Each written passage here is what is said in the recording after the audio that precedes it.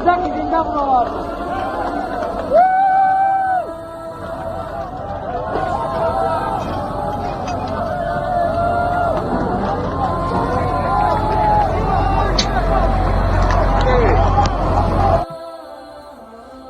боз як хушхабари дигар.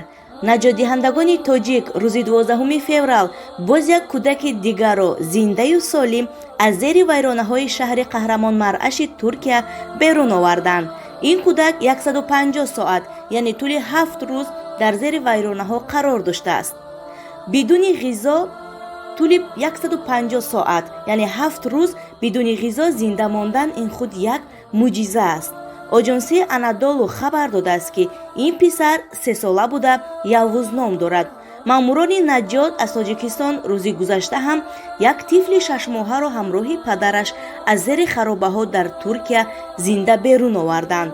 кумитаи ҳолатҳои фавқулодаи Тоҷикистон рӯзи 11 феврал дар эъломияе гуфт ҳодиса дар Қаҳрамонмаръаш иттифоқ уфтод. зилзилаи фалокатбори 6 феврал дар Туркияву Сурия боиси марги ҳазорон нафар шуд. то ҳол шумори қурбониёни зилзила аз 35 000 нафар гузаштааст.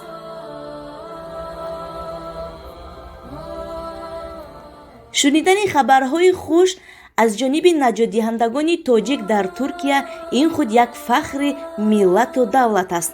худо нигаҳбони шумо бошад.